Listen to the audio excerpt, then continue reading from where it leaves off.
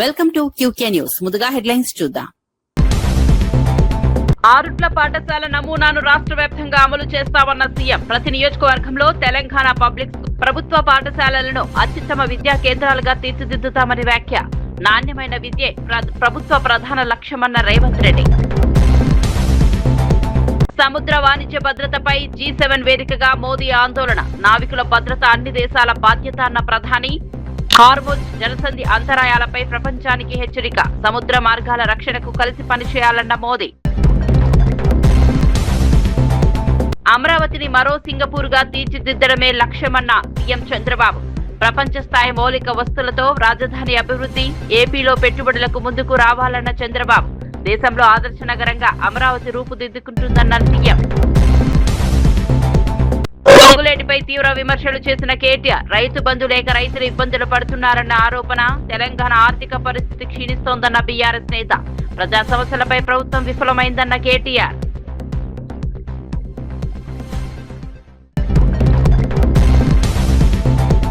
జగన్ కు బహిరంగ సవాల్ విసిరిన మంత్రి లోకేష్. డిఎస్సీ ఉద్యోగాలపై చర్చకు రావాలని జగన్ కు ఆహ్వానం.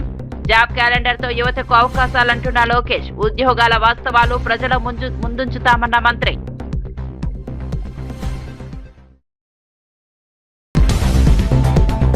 ఆరుట్ల గ్రామ ప్రభుత్వ పాఠశాల రాష్ట్రానికి ఆదర్శంగా నిలుస్తోందని ముఖ్యమంత్రి రేవంత్ రెడ్డి పేర్కొన్నారు.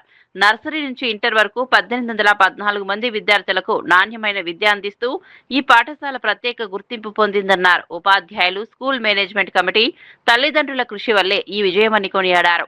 ప్రతి నియోజకవర్గంలో తెలంగాణ పబ్లిక్ స్కూల్ ఏర్పాటు చేసి ఆరుట్ల నమూనాను రాష్ట్ర వ్యాప్తంగా విస్తరించాలని ప్రభుత్వం లక్ష్యంగా పెట్టుకుందని తెలిపారు.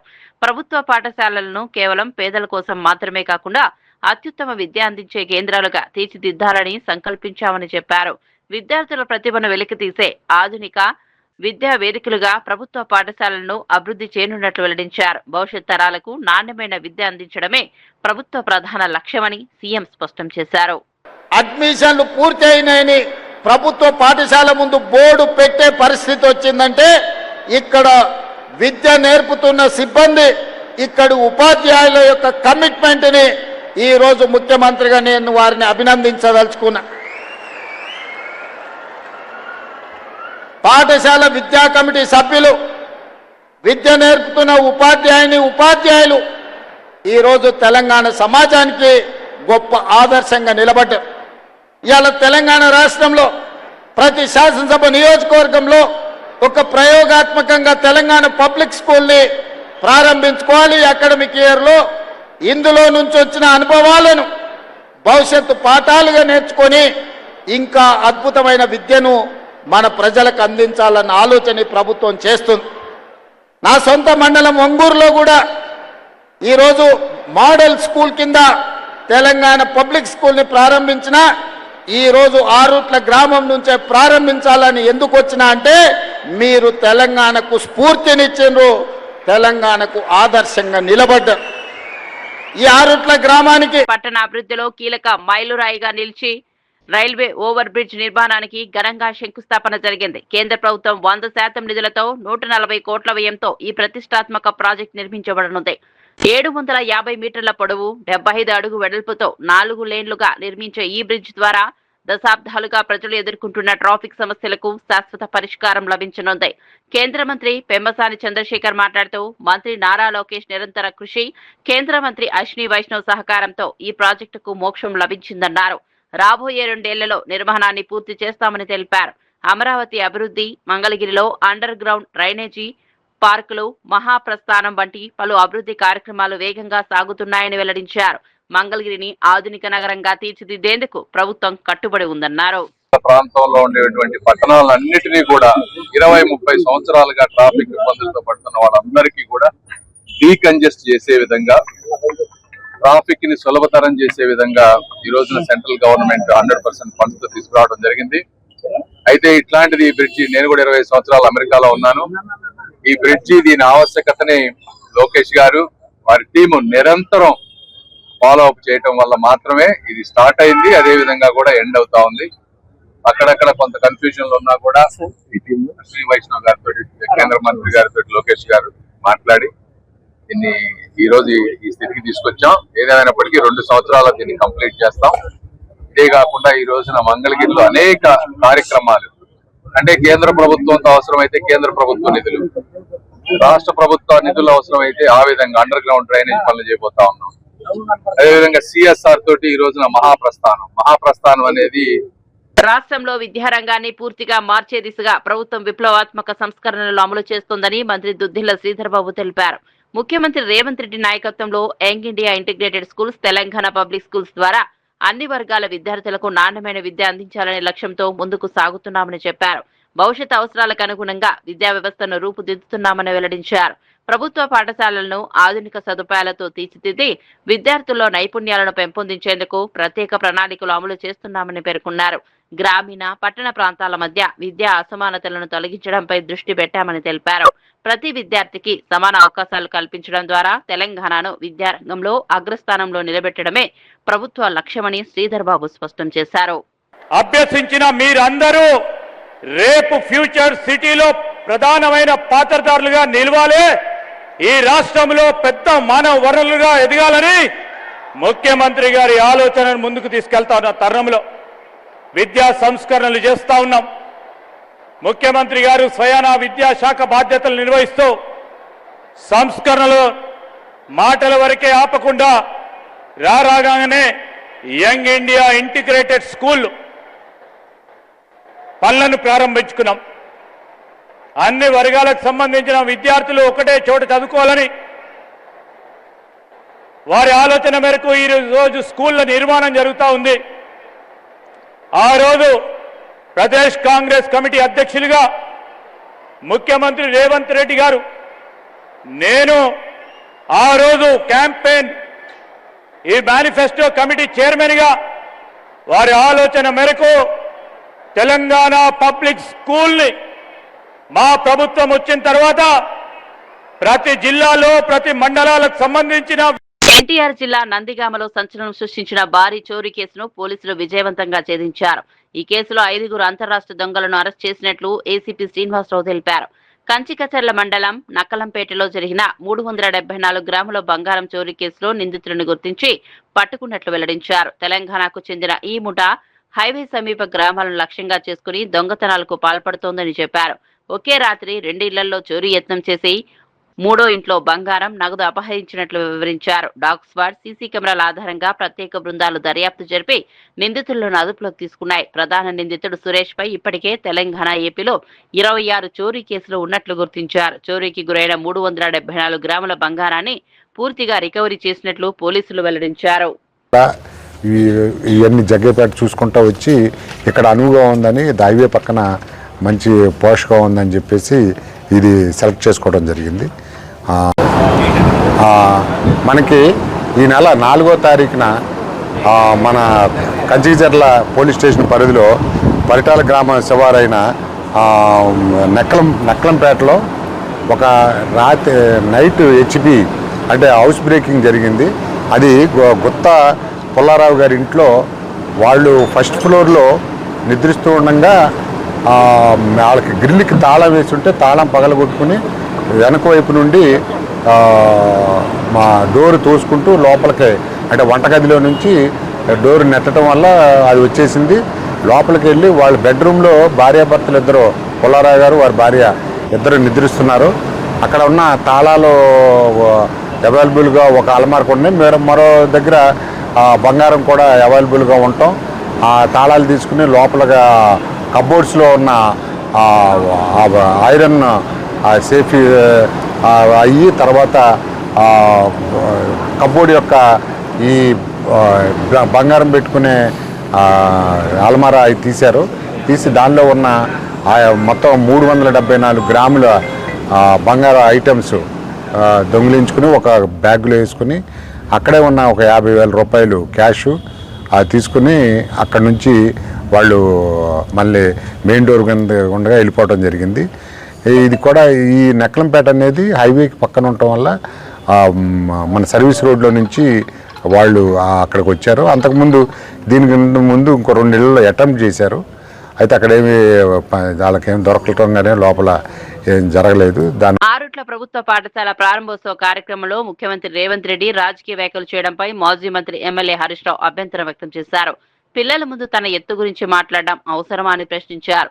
రైతు బంధు, రైతు బీమా, ఫీజు రీయింబర్స్మెంట్ వంటి ప్రజా సమస్యలపై సమాధానం చెప్పకుండా వ్యక్తిగత వ్యాఖ్యలకు దిగడం సరైంది కాదన్నారు. ప్రజల సమస్యలను పరిష్కరించాల్సిన బాధ్యత ప్రభుత్వంపై ఉందని గుర్తు చేశారు. తాను ప్రజల తరపున ప్రశ్నిస్తూనే ఉంటానని, విమర్శలకు భయపడబోనని స్పష్టం చేశారు. రైతులు, విద్యార్థులు ఎదుర్కొంటున్న సమస్యలపై ప్రభుత్వం దృష్టి పెట్టాలని డిమాండ్ చేశారు. రాజకీయ వేదికలు వేరు, విద్యా కార్యక్రమాలు వేరు అంటూ పేర్కొంటూ విద్యార్థుల సమక్షంలో రాజకీయ విమర్శలు చేయడం సమంజసం కాదని హరీష్ రావు అభిప్రాయపడ్డారు. స్కూల్ పిల్లలు ఉన్నారు. స్కూల్ పిల్లల దగ్గర పోతే ఏం చెప్పాలి మనం? అరే మంచిగా చదువుకోండి, డాక్టర్లు కాండ్రి, ఇంజనీర్లు కాండ్రి, ఫోన్లు వాడకుండ్రి, శ్రద్ధగా వినుండ్రి, స్కూల్ డుమ్మగొట్టకుండ్రి అని మంచి మాటలు చెప్పాలి కదా పిల్లలకు. ఆ పిల్లల ముంగట పోయి అడ్డగోలుగా మాట్లాడొచ్చిండి. ఇవాళ ఏమంటాడు? హరీష్ రావు తాటి చెట్టు లెక్క పెరిగిండు అట, నేనేదో ఈత చెట్టు లెక్క పెరిగిందట. ఇంకా పిల్లలకు నేను తాటి చెట్టు లెక్క పెరిగితే ఏం అవసరము, నేను ఈత చెట్టు లెక్క పెరిగితే ఏం అవసరము? అసలు నువ్వు ముఖ్యమంత్రిగా నా ఎత్తుతో నీకేం పని? ముఖ్యమంత్రి మాట్లాడాల్సిన మాటనా? నేను అడ్డగోలు మాట్లాడుతున్నా అంటాడు. అయ్యా రేవంత్ రెడ్డి, నేను నిన్ను కూడా తిట్టగలుగుతా, నీకంటే గట్టిగా తిట్టగలుగుతా, కానీ నాకు విజ్ఞత ఉన్నది, సంస్కారం ఉన్నది. నేను తిట్టను. కానీ నువ్వు తిట్టినంత మాత్రాన నేను విడిచిపెట్టాను. నువ్వు నన్ను తిట్టినవని నేను విడిచిపెట్టాను, అసలే విడిచిపెట్టా. ఇప్పుడు రేవంత్ రెడ్డి నేను తాటి చెట్టు లెక్క పెరిగినా ఎట్లా పెరిగినా అనేది అవసరం లేదు. ఇప్పుడు కావాల్సిందేంది? నువ్వు 45 రోజుల్లో వేస్తానన్న రైతు బంధు ఎప్పుడు ఇస్తావు? గది అడుగుతున్నా, దానికి సమాధానం చెప్పు నా రైతుల పక్షాన. రైతు బీమా ఆగిపోయింది, గా రైతు బీమా చేస్తావా చెయ్యవా? గాముచ్చట కావాలి. కానీ నేను తాటి చెట్లకి పెరిగితే నీకు రైతులకేం అవసరం, నాకేం అవసరం, నీకేం అవసరం? అరే పంటలకు పోయిన యాసంగి బోనస్ ఎగ్గొట్టినావు, ఈ యాసంగి బోనస్ ఎగ్గొట్టినావు, గది ఇస్తావా ఇయ్యవా చెప్పు తప్ప నా ఎత్తుతో నీకేం పని? అరే పిల్లగాళ్లకు ఇవాళ ఫీజు రియంబర్స్మెంట్ ఇస్తలేవు. 30 లక్షల మంది ఎస్సీ, ఎస్టీ, బీసీ పిల్లల చదువులాగమైనవి, గది ఇస్తావా ఇయ్యవా? నేను నిన్ను అడుగుతూనే ఉంటా. నువ్వు నన్ను తిట్టినా, నా ఎత్తు గురించి అడిగినా, నా పొడుగు గురించి మాట్లాడినా. సంక్షేమ శాఖల టెండర్ల విషయంలో చేస్తున్న ఆరోపణలు పూర్తిగా నిరాధారణమని మంత్రి పొన్నం ప్రభాకర్ స్పష్టం చేశారు. మొత్తం టెండర్ల విలువ 2000 కోట్లు కూడా కాకపోయినా అంత పెద్ద స్కామ్ జరిగిందని ఎలా ఆరోపిస్తారని ప్రశ్నించారు. తాము పారదర్శకంగా వ్యవహరిస్తున్నామని, ఎలాంటి అవకతవకలు జరిగాయని నిరూపిస్తే దేనికైనా సిద్ధమని సవాల్ విసిరారు. బలహీన వర్గాల సంక్షేమానికి ప్రభుత్వం కట్టుబడి ఉందని తెలిపారు. దళితులు, మైనార్టీలకు సంబంధించిన శాఖల మంత్రులను అవమానించేలా మాట్లాడడం వెనుక ఉన్న ఉద్దేశాన్ని ప్రజలు గమనిస్తున్నారని అన్నారు. అసత్య ఆరోపణలతో ప్రజలను తప్పుదారి పట్టించే ప్రయత్నాలను తెలంగాణ సమాజం సహించదన్నారు. అభివృద్ధి, సంక్షేమ కార్యక్రమాలపై ప్రభుత్వం పూర్తి పారదర్శకతతో ముందుకు సాగుతోందని పేర్కొన్నారు. మహారాజులాగా బతకాలనుకుంటున్నా తప్ప ఎక్కడ అటువంటి అవకాశం రానియము. మళ్ళీ చెప్తా ఉన్నాం, దయచేసి పారదర్శకంగా ఉన్నాం. నిరూపిస్తే అజరుద్దీన్ గారు నిరూపించి మేము ముగ్గురం లక్ష్మణ్ కుమార్ గారు చెప్పినటువంటి ఏ దానికైనా చర్చకు, ఏ దానికైనా సిద్ధం మేము మాట్లాడుతున్నాం. ఓటర్ జాబితా సవరణ పైన నిన్న కేంద్ర మంత్రి బండి సంజయ్ గారు మాట్లాడుతూ ఇది బంగ్లాదేశీల ఓట్లను లోకం అన్నట్టు, అరే మీ ఓడద్దంటాడు. 2002లో ఎస్ఐఆర్ జరిగినప్పుడు, 2002లో ఎస్ఐఆర్ జరిగినప్పుడు భారత ప్రజాస్వామ్యంలో ఎవరు కూడా ఓటు హక్కును కోల్పోవద్దనే సంకల్పంతో చేసినాం. ఇవాళ మీరు భారతీయ జనతా పార్టీకి ఓటు వేయకపోతే తొలగిస్తామనేటువంటి విధానం కొద్దిగా వస్తోంది. చాలా ప్రజలు అనుకుంటా ఉన్నారు Congress party, TRS party SIR మీద ఇంత ఆందోళన చెందుతుంటే భారతీయ జనతా పార్టీ ఎందుకు స్పందిస్తలేదు? చాలా సోషల్ మీడియాలో వస్తా ఉంది. భారతీయ జనతా పార్టీకి ఆల్రెడీ కార్యకర్తగా ఎన్నికల సంఘం పనిచేస్తుంది కాబట్టి వాళ్ళు ఈ విధంగా తప్పుడు చేస్తున్నటువంటి విధంగా మేము మళ్లీ కోరుతున్నాం. బండి సంజయ్ గారు, అర్హత కలిగిన ఓటర్ ఒక్కరు పోకుండా చూసుకోండి. విదేశీయుల ఓటు తొలగించుకోండి. మాకే అభ్యంతరంలే. ఎంతసేపు మతం రంగు పులిమి. మెదక్ జిల్లా వెల్దుర్తి పోలీస్ స్టేషన్ ఆకస్మికంగా తనిఖీ చేసిన జిల్లా ఎస్పీ డివి శ్రీనివాసరావును పోలీసు అధికారులకు కీలక సూచనలు చేశారు. పెండింగ్ లో ఉన్న కేసుల దర్యాప్తును వేగవంతం చేసి త్వరగా పూర్తి చేయాలని ఆదేశించారు. పోలీస్ స్టేషన్ కు వచ్చే ప్రతి ఫిర్యాదుదారుతో మర్యాదపూర్వకంగా వ్యవహరించాలని సూచించారు. ప్రజలకు నాణ్యమైన పోలీస్ సేవలు అందించడమే లక్ష్యంగా పనిచేయాలని పేర్కొన్నారు. జిల్లాలో నేరాల నియంత్రణకు సీసీ కెమెరాల ఏర్పాటు కీలకమని, ప్రజలు కూడా తమ ఇళ్ల వద్ద కెమెరాలు ఏర్పాటు చేసుకోవాలని కోరారు. రోడ్డు ప్రమాదాల నివారణకు ప్రత్యేక చర్యలు తీసుకుంటున్నామని తెలిపారు. జాతీయ లోక్ అదాలత్ సందర్భంగా ఎక్కువ కేసులను రాజీ ద్వారా పరిష్కరించేలా కృషి చేయాలని సూచించారు. అనంతరం పోలీసు సిబ్బందితో సమావేశమై వారి సమస్యలు, సంక్షేమ అంశాలపై చర్చించారు. ఇప్పటి వరకు చాలా 400 కేసులు పరిష్కరించాం. లోక్ అదాలత్ ఈ వారం రోజుల నుంచి 400 కేసులు పోయేప్పటికి అవుట్ ఆఫ్ 800 అంటే 8 కాంపౌండ్ కేసెస్ 800 ఉన్నాయి. కానీ ఇప్పటికీ సగం అయిపోయినాయి. ఇప్పటికి 400 కేసులు మనం పరిష్కరించగలిగిన కోర్టులలో. సో దీనివల్ల మనకు పెండెన్స్ తప్పుతుంది విషయంలో కూడా. సో అదే దాంతోపాటు పబ్లిక్తో మంచిగా ఉండాలని చెప్పాము. వచ్చిన కేసు తీసుకోవాలి, వాళ్ళు ఇచ్చినప్పుడు కేసు కట్టాలి, కట్టిన తర్వాత దాన్ని ఇన్వెస్టిగేషన్ చేసి దాని ప్రకారం ఇన్వెస్టిగేషన్ ప్రకారం ఫైనలైజ్ చేయాలి. అంతేగాని వాళ్ళను ఎట్టి పరిస్థితుల్లో వారితో మంచిగా ప్రవర్తించాలి అని చెప్పి చెప్పడం జరిగింది. అలాగే సిబ్బందితో కూడా మాట్లాడడం జరిగింది. వాళ్ళు కూడా తమ సమస్యలు చెప్పుకున్నారు, వాటి కూడా పరిష్కరిస్తారని చెప్పి తెలియజేయడం. మండల హెడ్ క్వార్టర్స్లో కొంచెం సీసీ కెమెరా ప్రాబ్లం బాగుంది. మనం ప్రయత్నం చేస్తున్నాము. రీసెంట్గా మన పోలీస్ స్టేషన్లో కూడా ఇంతకుముందు లేకుండా సీసీ కెమెరాలు ఈ వచ్చిన తర్వాత అన్ని పోలీస్ స్టేషన్లో కూడా పెట్టడం జరిగింది, 20 పోలీస్ స్టేషన్ల జిల్లాలో. సో వాటికి కూడా దాంతోపాటు బయట నేను సైతం ప్రోగ్రాం ద్వారా కూడా మిగతా షాప్లో వాళ్ళని కానీ మిగతా ఎవరైతే బిజినెస్ వాళ్ళని ప్రోత్సహిస్తున్నాము, పెట్టుకోమని చెప్తున్నాము. అలాగే గోల్డ్ షాప్స్ కానీ ఏదైనా ఇంపార్టెంట్ షాప్స్లో దగ్గర కూడా పెట్టుకోమని వాళ్ళు ప్రోత్సహిస్తున్నాము. దాంతోపాటు స్వచ్ఛంద సంస్థ ఎవరైనా ఉంటే ముందుకు వస్తే కూడా వాళ్ళ సహకారం తీసుకొని పెట్టడం జరుగుతుంది. మ్యాక్సిమం సీసీ కెమెరాస్ ఉంటే మనకు చాలా వరకు కేసు డిటెక్ట్ చేయడం ఈజీ అవుతుంది. ఏమైనా లాండ్ ఆర్డర్ ఇష్యూ ఉన్నా కూడా మనం దానికి మూలం తెలుసుకొని సరైన చర్యలు తీసుకునే విధంగా మనకు ఉపయోగపడతాయి. స్టార్ పవన్ కళ్యాణ్, నిర్మాత నిరంజన్ మధ్య జరిగిన ఓజీ సినిమా చర్చలు అభిమానుల్లో ఆసక్తి రేకెత్తిస్తున్నాయి. ఈ సందర్భంగా పవన్ కళ్యాణ్ చేసిన ఓజీ సినిమా మనం కలిసి చూద్దాం అనే వ్యాఖ్యలు సోషల్ మీడియాలో వైరల్ గా మారాయి. ఇప్పటికే భారీ అంచనాలు నెలకొన్న ఈ చిత్రంపై అభిమానుల్లో మరింత ఉత్సాహం పెరిగింది. పవన్ కళ్యాణ్ ప్రధాన పాత్రలో తెరకెక్కుతున్న ఈ సినిమా కోసం అభిమానులు ఎంతో ఆసక్తిగా ఎదురుచూస్తున్నారు. సినిమా షూటింగ్ విడుదలకు సంబంధించిన విషయాలపై కూడా చర్చలు జరిగినట్లు సమాచారం. పవన్ వ్యాఖ్యలతో ఓజీ సినిమాపై సోషల్ మీడియాలో చర్చలు మరింత వేడెక్కాయి. చిత్ర బృందం నుంచి త్వరలోనే మరిన్ని అప్డేట్స్ వచ్చే అవకాశం ఉందని సినీ వర్గాలు భావిస్తున్నాయి.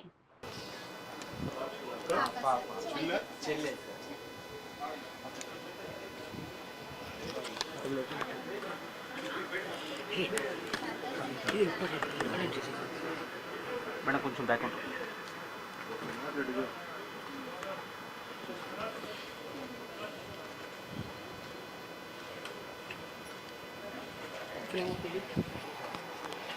ప్రేమవుతుందా చూడు.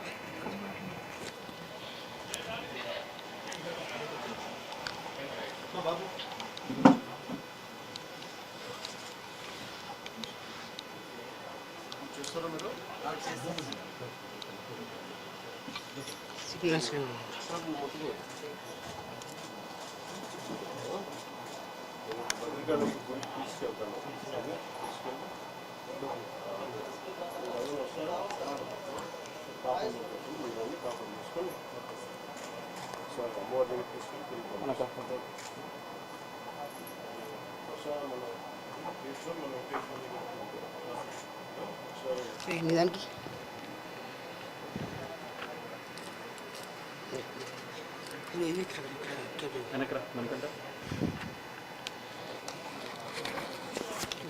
చూసుకో తీసుకో చూడ ఫిల్మ్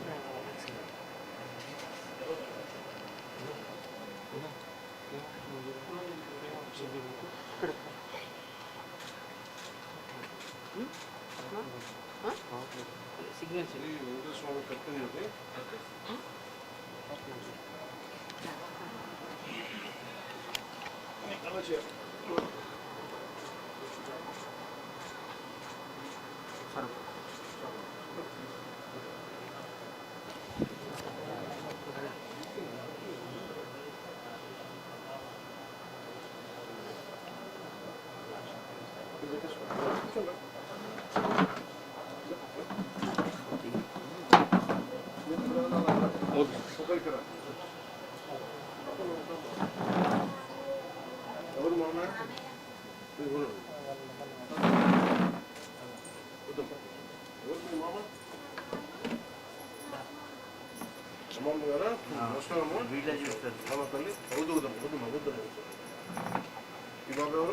బాబే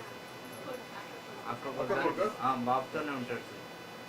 చూసుకున్నావా తమ్ముడు ఏమవుతాడు నీకు కదా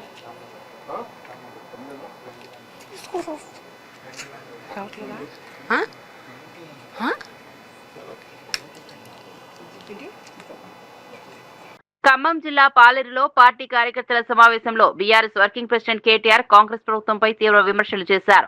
మంత్రి పొంగులేటి శ్రీనివాసరెడ్డిని లక్ష్యంగా చేసుకుని అవినీతి ఆరోపణలు గుప్పించారు. రాష్ట్రంలో రైతు బంధు లేకపోవడం, యూరియా కొరత, విద్యుత్ సమస్యలతో రైతులు ఇబ్బందులు పడుతున్నారని అన్నారు. మరోవైపు మంత్రులు కమిషన్లతో సంపాదిస్తున్నారని ఆరోపించారు. తెలంగాణ ఆర్థిక పరిస్థితి క్షీణిస్తోందని, ప్రస్తుత పాలనలో రాష్ట్రం వెనుకబడుతోందని విమర్శించారు. ప్రజా సమస్యలను పరిష్కరించడంలో ప్రభుత్వం విఫలమైందని పేర్కొన్నారు. రైతులు, యువత, సామాన్య ప్రజల సమస్యలను బీఆర్ఎస్ తరపున నిరంతరం ప్రస్తావిస్తామని చెప్పారు. తెలంగాణ అభివృద్ధి కోసం ప్రజలు మళ్లీ బీఆర్ఎస్ వైపు చూస్తున్నారని కేటీఆర్ అభిప్రాయపడ్డారు. రాజకీయాలు జరుగుతున్నాయో నాకంటే బాగా మీరే చూస్తా ఉన్నారు. ఈ మధ్య కాలంలో గౌరవ ముఖ్యమంత్రి రేవంత్ రెడ్డి గారు ఒక టీవీ ఛానల్ కి ఇంటర్వ్యూ ఇచ్చారు బెంగళూరులో. కొద్దిగా అక్కడ ఉన్న వాళ్ళు హడావుడు మానేస్తే కొద్దిగా ప్లీజ్ వాళ్ళని ఊకోబెట్టు. అయ్యా అక్కడ ఎందుకు అంత హడావుడి? కొద్దిసేపు ప్లీజ్, కొద్దిసేపు మనసు పెట్టి వినండి. ఒక టీవీ ఛానల్ కి ఇంటర్వ్యూ ఇచ్చారు. అందులో ఏం చెప్తాడు ఆయన? Hitler is my inspiration, Hitler నాకు స్ఫూర్తి. ఆయన అంటాడు అందులో, ఐ డెమాలిష్డ్ లైక్ ఎనీథింగ్, ఇష్టం వచ్చినట్టు కూలగొట్టినా. మేం చేసిన demolition compare with Iran, Israel. నేను ఇంగ్లీష్ లో చెప్పినా మళ్ళీ తెలుగులో చెప్తా. ఎవడన్నా బుద్ధిన్నోడు నాకు రావణాసురుడు, నరకాసురుడు స్ఫూర్తి అంటాడా? వాడే ఆదర్శం అంటాడా? మరి అట్లాంటి వాడు హిట్లర్, వాళ్ళకి మించిన రాక్షసుడు హిట్లర్. అట్లాంటి హిట్లరే నాకు ఆదర్శం. ఆ హిట్లర్ నాకు ఆదర్శం ఈయనకు వచ్చిరాని బట్లర్ ఇంగ్లీషులో మళ్ళీ గొప్పగా చెప్తా ఉన్నాడు. చెప్పడమే కాదు, ఐ డెమాలిష్డ్ లైక్ ఎనీథింగ్, నేను కూలగొట్టేసిన, మొత్తం విధ్వంసం చేసిన అన్నాడు. ఒక్కసారి మా పాలేరు బిడ్డలందరినీ నేను అడుగుతా ఉన్నా, గుర్తున్నదా వెలుగు మట్ల? ఎన్ని ఇండ్లు కూలగొట్టిండు ముఖ్యమంత్రి? 1000 ఇండ్లు. రాత్రికి రాత్రి ఒక రాక్షసుడు లాగా 3 జిల్లా మంత్రులు, ముఖ్యమంత్రి కూడబలుక్కొని ఎస్సీ, ఎస్టీ, బీసీలు కట్టుకున్న ఒక కాలనీని అర్ధరాత్రి వాళ్ళ అనుయాయుల కోసం, వాళ్ళ అనుచరుల కోసం. ఏపీ ఐటీ విద్యాశాఖ మంత్రి నారా లోకేష్ వైఎస్ఆర్సీపీ అధినేత జగన్మోహన్ రెడ్డికి బహిరంగ సవాల్ విసిరారు. తాడేపల్లిలో జగన్ నివాసానికి సమీపంలో మాట్లాడుతూ డీఎస్సీ నియామకాలు, ఉద్యోగాల కల్పనపై బహిరంగ చర్చకు రావాలని ఆహ్వానించారు. గత ప్రభుత్వం ఉద్యోగాల విషయంలో ప్రజలను మోసం చేసిందని ఆరోపించారు.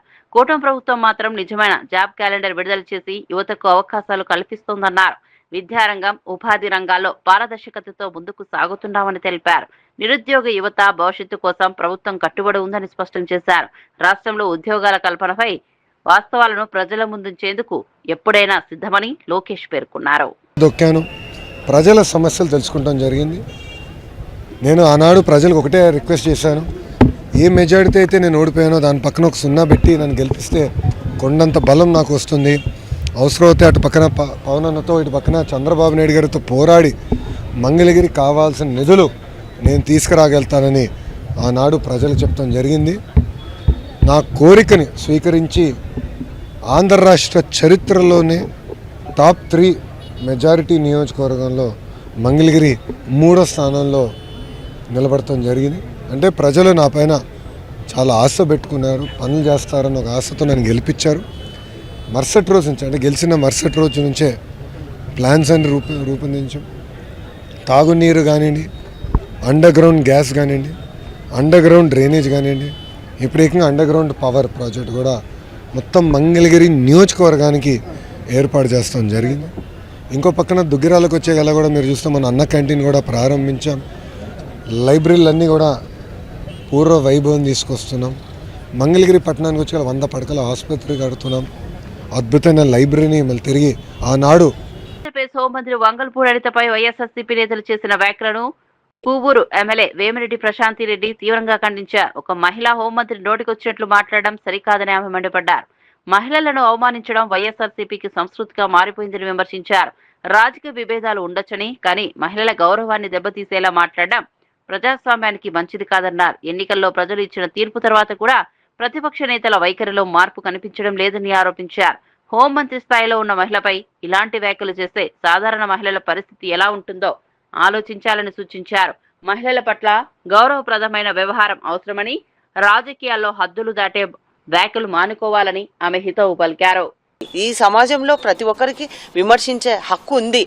తప్పులు చేస్తున్నారు, ఇది సరిదిద్దుకోండి అని. అటువంటిది ఏమీ లేకుండా ఎంతసేపు ఉన్నా కానీ వ్యక్తిగతంగా మహిళలపైన మాట్లాడడం ఎంతవరకు సమంజసం? ఇది ఎవరు తప్పు చేసినా కూడా చట్టం తన పని తను చేసుకొని పోతుంది అని చంద్రబాబు నాయుడు గారు, ముఖ్యమంత్రి గారు చెప్పడం జరుగుతుంది. ఎవరిని గతంలో ఏ ఎమ్మెల్యేలైనా ఏ తెలుగుదేశం పార్టీ నాయకులైనా తప్పు చేస్తే సోషల్ మీడియాలో వస్తే వెంటనే వాటిని ఖండించి పార్టీ నుంచి సస్పెండ్ చేసిన ఘనత టీడీపీ ప్రభుత్వాన్ని. ఇప్పుడు వీళ్ళు అసలు వాళ్ళ నాయకుడు చోద్యం చూడడం చాలా విడ్డూరంగా ఉంది. ఇటువంటి తప్పు చేసిన వాళ్ళని గతంలో కూడా ఎన్నో ఇలాగా చేస్తూనే ఉన్నారు. సింగపూర్ లో జరిగిన సిఐఐ పార్ట్నర్షిప్ సమ్మిట్ లో పాల్గొన్న ఆంధ్రప్రదేశ్ ముఖ్యమంత్రి చంద్రబాబు నాయుడు అమరావతిపై తన విజన్ ను వివరించారు. ప్రపంచ స్థాయి మౌలిక వస్తువులతో అమరావతిని అభివృద్ధి చేయాలనే లక్ష్యంతో ముందుకు సాగుతున్నామని తెలిపారు. సింగపూర్ రూపొందించిన మాస్టర్ ప్లాన్ ఆధారంగా ఆధునిక నగర నిర్మాణం చేపడుతున్నామని పేర్కొన్నారు. అమరావతిని మరో సింగపూర్ గా తీర్చిదిద్దడం తన కళ అని వెల్లడించారు.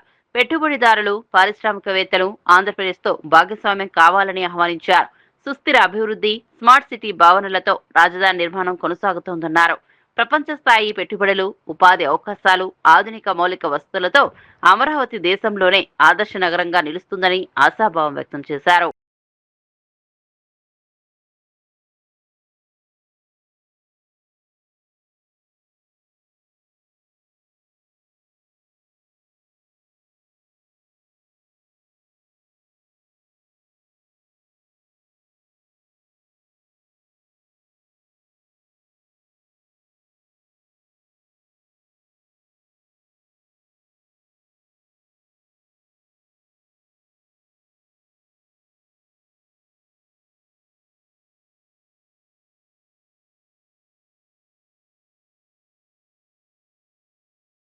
ఫ్రాన్స్ లో జరిగిన G7 సదస్సులో ప్రధాని నరేంద్ర మోదీ సముద్ర వాణిజ్య మార్గాల భద్రతపై కీలక వ్యాఖ్యలు చేశారు.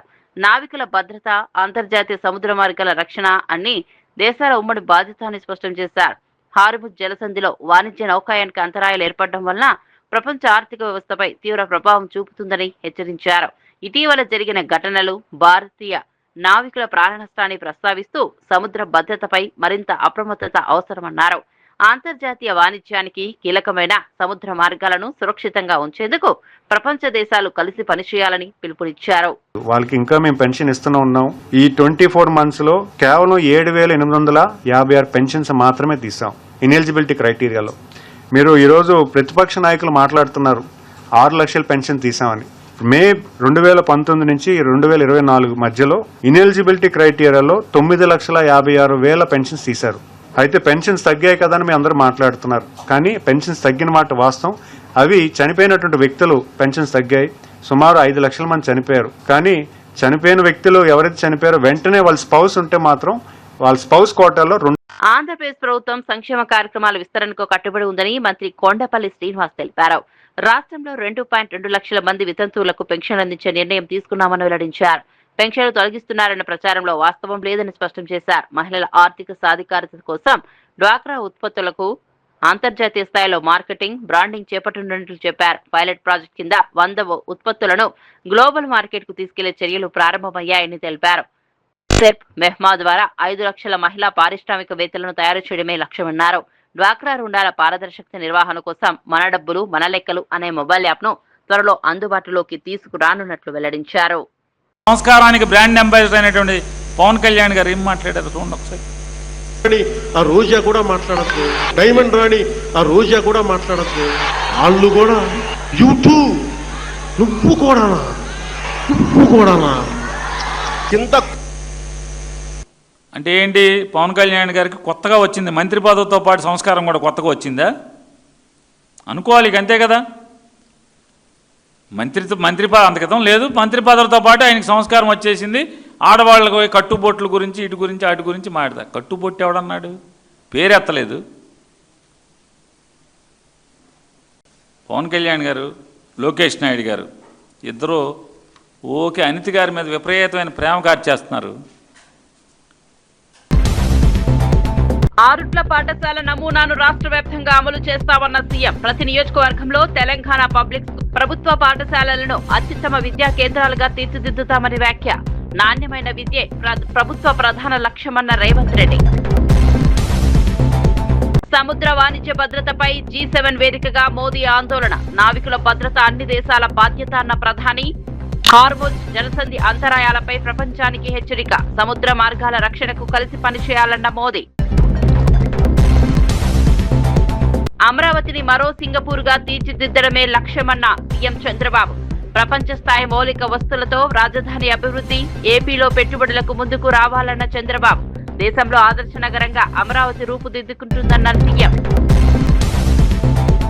పొంగులేటిపై తీవ్ర విమర్శలు చేసిన కేటీఆర్. రైతు బంధు లేక రైతులు ఇబ్బందులు పడుతున్నారన్న ఆరోపణ. తెలంగాణ ఆర్థిక పరిస్థితి క్షీణిస్తోందన్న బీఆర్ఎస్ నేత. ప్రజా సమస్యలపై ప్రభుత్వం విఫలమైందన్న కేటీఆర్.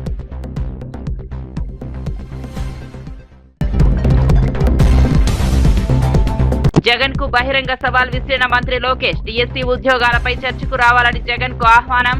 జాబ్ క్యాలెండర్ తో యువతకు అవకాశాలంటున్న లోకేష్. ఉద్యోగాల వాస్తవాలు ప్రజల ముందుంచుతామన్న మంత్రి.